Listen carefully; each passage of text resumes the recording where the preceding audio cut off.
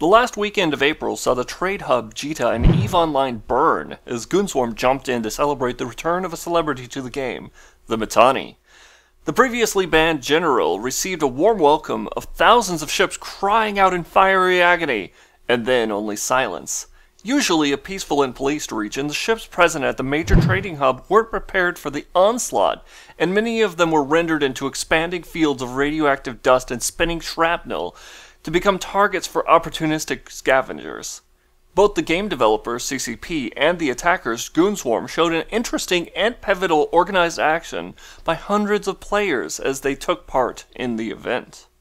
Anthropologically, this is interesting because of massive scale player protest activities in MMOs, much akin to organizing a march or some similar event, except that it lacks the necessity of moving people from place to place to play and the logistics necessary to support a large crowd. Instead, it involves coordinating a multiple number of people who have different sleep schedules since they can log into EVE Online from across the globe should they choose to. Some involved in the Burn Jita event did so awake in the wee hours of the morning. Goonswarm are also well known for their heavy-handed propaganda and pageantry surrounding the game effects.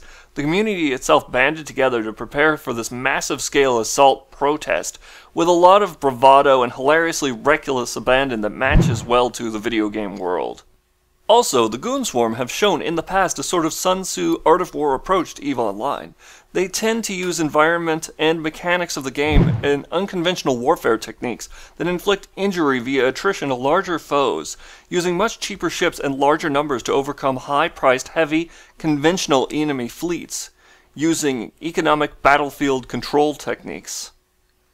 Burn Jita is no exception to this, with the Goonswarm jumping in low-priced, small ships often loaded with only one weapon, with the expectation that they'll only get one shot before being destroyed.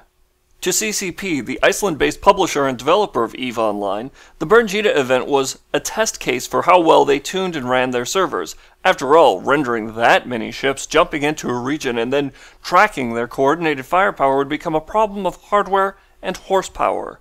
In a post describing the event, CCP went on to speak about time dilation, a server effect used to help brace out multiple instructions all happening at once against the inevitable lag, in order to make sure that player clicks and actions all happen in their would-be proper order given the limited amount of processing space. In order to prepare for the attack, CCP moved Jita onto heavier hardware and tweaked the time dilation metrics in order to handle the expected space mayhem, and it looks like it worked out well for them. In their blog post on the matter, CCP quoted Lazarus Telraven, one of Goonswarm's main fleet commanders. "This weekend has been a milestone for EVE, the first time anyone has declared war on a solar system. The game worked wonderfully.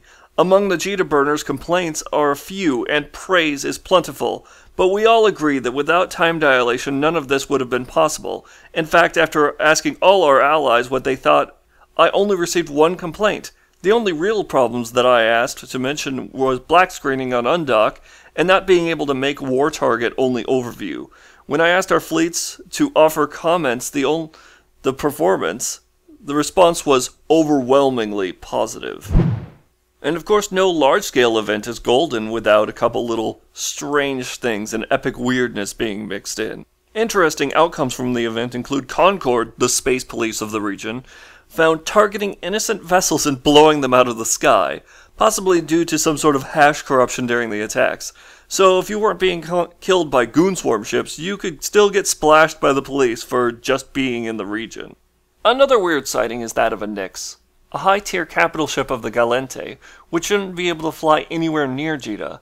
Current speculation is that the ship had been docked at the space station before Jita disallowed such vessels to fly in their space, and it undocked during the event in order to bask its fins in the light of 1,000 exploding vessels. YouTube has been a huge resource for video from the event, and if you want to see it for yourself, just follow the links below or do a search on the event. Burn Jita. And once again, this has been another episode of MMO Anthropology.